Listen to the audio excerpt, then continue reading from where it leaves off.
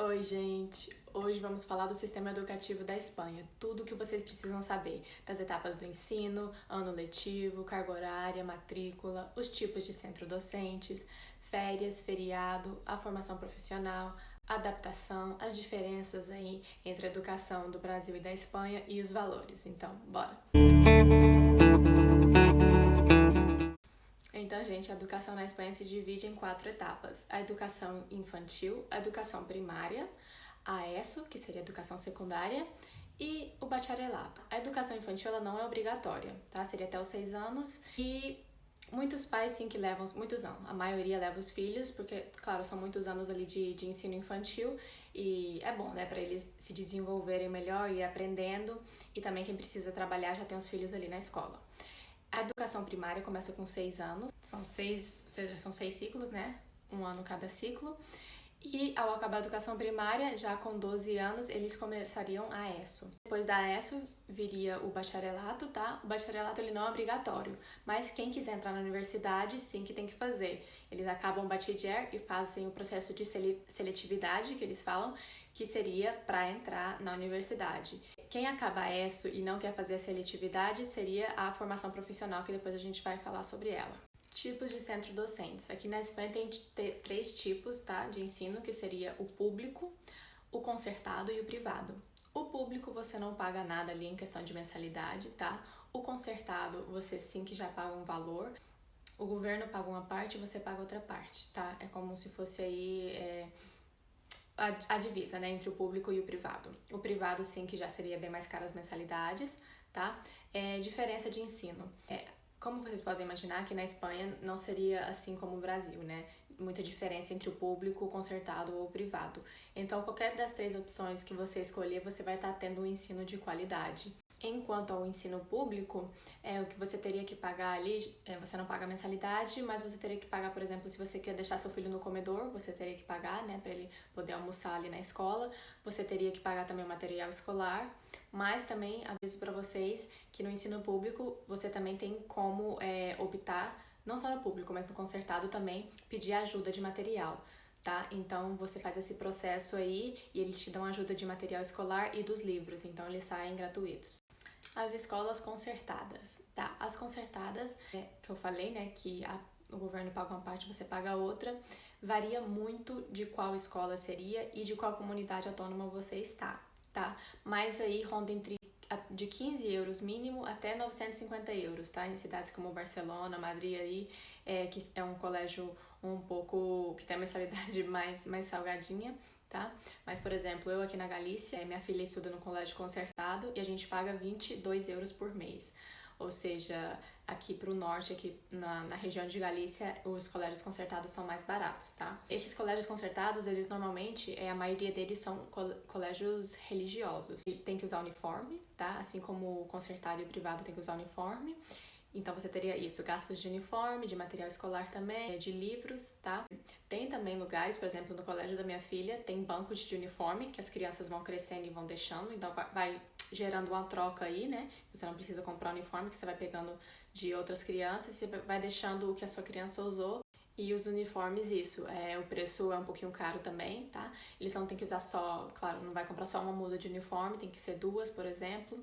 E tem o uniforme também do ginásio, né, da educação física. Então seria aí umas 3, 4 mudas de roupa. Então é bem legal esse banco de uniformes também.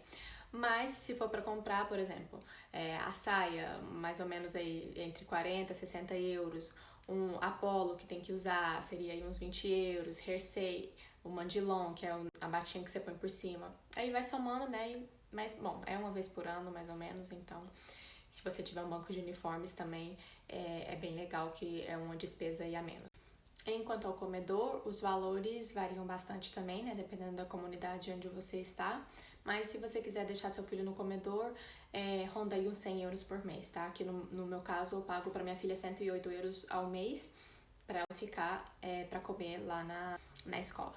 Enquanto aos colégios privados, tem uma diferença aí bastante grande também, dependendo de qual colégio, dependendo de que cidade você está, tá? Ou seja, varia muito. Tem colégio privado que pode valer, sei lá, 300 euros, tem uns que pode valer até 2.000, 3.000 euros por mês, ou seja, tem bastante diferença. então não tem como aí dar um valor exato do colégio privado, tá?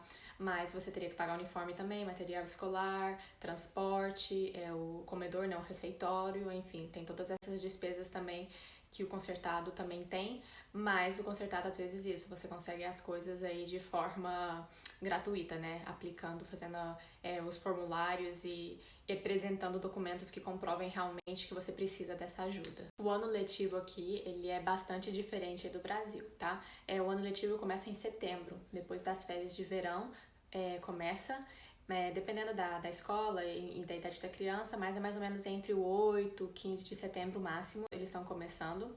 E acaba já para as férias de verão, né, que seria em junho. Depende aí também onde você tá, mas isso, entre 15 e 20 de junho aí máximo, eles já estão entrando de férias. Enquanto as férias, eles entram de férias mais ou menos sobre o dia 20 de dezembro, tá? 20, 22 e vai aí até janeiro, tá? Até mais ou menos dia 9 de janeiro, dia 10, enfim, dependendo também de onde você está e qual que é o colégio que você tá. Essas seriam as férias, né, do Natal, e depois outra férias que eles têm importante também seria a Semana Santa, tá? Que seria em abril, e dependendo aí também de onde ele tá matriculado, vai ser antes ou depois uns dias, mas isso, alguns dias de abril. Além das férias, tem bastante feriado também. Aqui na Espanha tem bastante feriado. Além dos feriados nacionais, que seria na Espanha toda, que seriam esses daqui, eles têm aí uns dias de folga, né? Tem também os feriados de cada comunidade autônoma ou até de cada cidade, tá? Então, além desses que são os nacionais, ainda tem bastantes dentro de cada cidade, que seria isso, né? Que seria mais dias de folga. E também tem o puente, né, que eles falam, que se junta o final de semana, eles já juntam com os outros dias, então fica ali pode até 4 dias, né, de folga. Como funcionam os horários de entrada e saída, tá?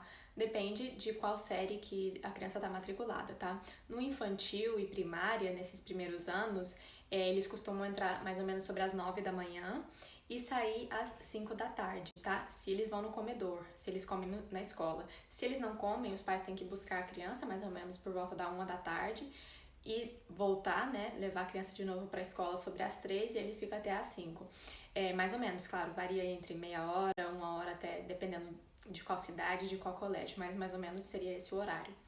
E em questão a educação secundária e ao bachiller, seria mais ou menos das 8, um pouquinho mais cedo, até as 2, 2:30 da tarde, mais ou menos. E além do serviço de comedor também, que se paga isso, né, a maiores, se os pais tiverem que entrar no trabalho um pouco mais cedo, existe um serviço também que eles chamam de madrugadores, que você deixa seu filho 1 hora ali antes, né, do que as outras crianças. Então isso você pode pagar esse valor a mais por mês e você tem essa franja horária aí um pouco mais estendida, né, caso você precise trabalhar e entrar mais cedo. Matrícula, o que você precisa para matricular seu filho? Depende bastante também de qual é o colégio, tá? Mas aí os documentos que eles mais pedem seria isso, né?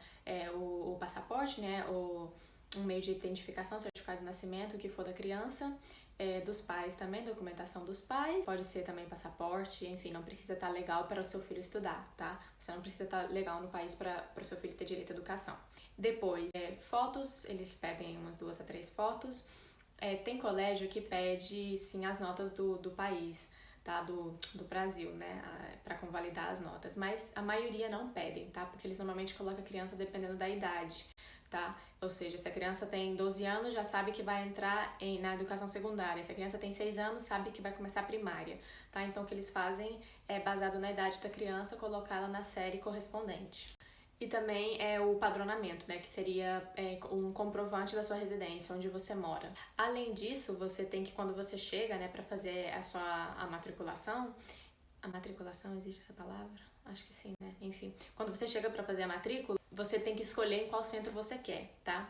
Ou seja, os que estão mais próximos ali de você, seria mais ou menos o que você escolheria primeiro, tá? Eles te dão umas 5 opções. Então, você tem 5 opções. Se caso não tiver vaga no primeiro, é o segundo nome que você colocar. Se não tiver vaga no segundo, é o terceiro. Enfim, você tem que colocar a ordem ali de preferência que você quer das escolas que você quer, tá? Então, dependendo de onde você morar, se você mora mais perto ou mais longe, eles vão te pontuando. Tem como você ter preferência ou não Isso, né? Se você mora perto ou não do colégio, situação econômica também às vezes afeta. Isso, eles olham vários fatores, né, para ver realmente aí essa pontuação que eles vão te dar, quais seriam suas preferências, em qual você pode entrar com os pontos que você tem. E outra coisa a se ter em conta, muito importante também na hora de matricular, é o prazo de matrícula. O prazo mais ou menos é entre março e abril, então vocês não podem deixar passar dessa etapa, porque você perde aí.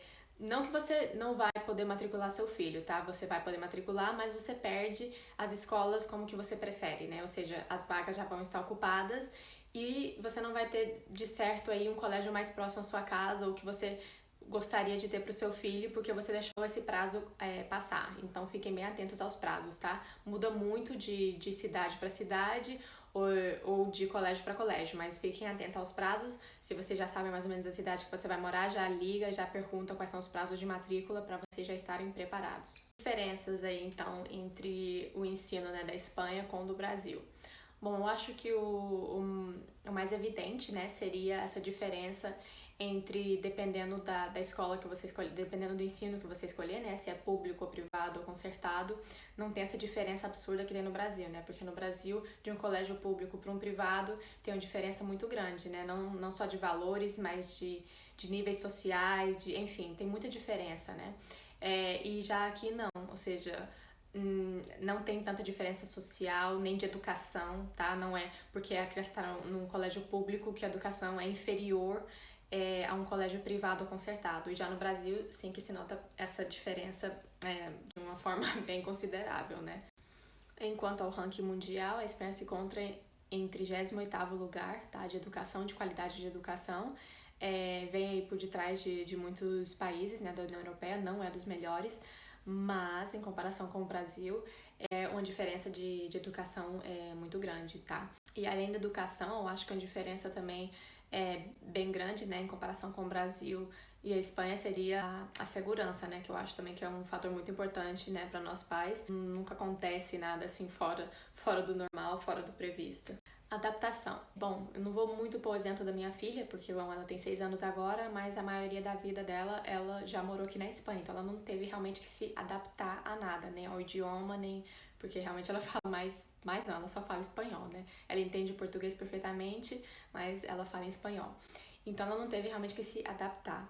Mas vou dar o meu exemplo, tá? Porque eu cheguei aqui na Espanha quando eu tinha 15 anos. Então, nessa idade, eu já entrei numa série bastante avançada, tá? Eu entrei no quarto da ESO, que é Educação Secundária, tá? Então, foi difícil? Foi. Mas eu acho que tudo tá em questão do esforço, tá? Do esforço que você vai colocar. O idioma não é um idioma tão difícil, tá? O idioma, né, essa raiz latina e não sendo aí algo absurdo como o mandarim, enfim, não é tão complicado. Sim que é complicado se você não se esforça, se você não estuda, vai ser complicado para qualquer criança, tá? Obviamente, quanto mais novinha a criança vier, mais fácil vai ser essa adaptação, tá? Já falando de adolescentes e tudo mais, enfim, como foi o meu caso, sim que é mais difícil, mas depende isso, né, da pessoa mesmo, qual vai ser o seu nível de esforço que ela vai colocar em querer aprender, em querer se integrar realmente com as pessoas, né, em fazer novas amizades, enfim. Eu acho que algo muito importante é não deixar a criança sempre ali com isso, né, com só companhias brasileiras, deixar ela se envolver com espanhóis, tá, para ter essa soltura. Não deixar também a criança muito tempo em casa, que é bem fácil, né, chegar, principalmente os adolescentes, né, chegar do Brasil e querer ficar mais em casa, se sentir um pouco perdido, mas quanto mais tempo eles ficarem nessa bolha ali, meio que com medo e tal, pior é. Então é bom se relacionar o máximo possível com outros espanhóis, com outras pessoas, sair de casa, entendeu? Porque a adaptação vai ser bem mais rápido e bem mais fácil. Enquanto a formação profissional, que eu falei para vocês, né, que ao acabar o ensino secundário, eles já poderiam fazer a formação profissional com 16 anos, tá? Então isso, o jovem que não queira, né, passar por mais 2 anos de bachiller, né, e não queira entrar na universidade, essa seria uma opção, tá? Você chega, você vai fazer a formação profissional, você acaba mais rápido, tá? São menos tempo, dependendo do que você vai fazer aí, mas é bem menos tempo do que uma carreira inteira. É mais fácil, né? Enfim, não tem que passar pelo vestibular, que é a seletividade, então seria já bem mais fácil. E é uma opção que muitos jovens às vezes optam, né, por já poder entrar diretamente já no mercado de trabalho sem ter que esperar tanto tempo, tá? Então, é uma opção boa, né, para esse jovem aí que não quer não quer estudar mais, só simplesmente está interessado mais, enfocado mais ao trabalho, pois essa seria uma opção já para ele ir diretamente a um posto de trabalho. Acho que eu consegui falar sobre tudo, mas se eu não conseguir, vocês deixem aí nos comentários alguma pergunta que vocês tiverem ou algo que não ficou muito claro para vocês, que vocês queiram saber um pouquinho mais, tá? De qualquer forma, eu vou deixar uns links aqui abaixo em páginas oficiais, em páginas informativas, que vocês conseguem ver um pouco mais de informação mais detalhada. Se você ainda não for inscrito no canal, se inscreva. Se você gostou do vídeo, deixa seu like, ativa o sininho para as notificações e obrigada por estar aqui em um vídeo mais. Beijo, tchau!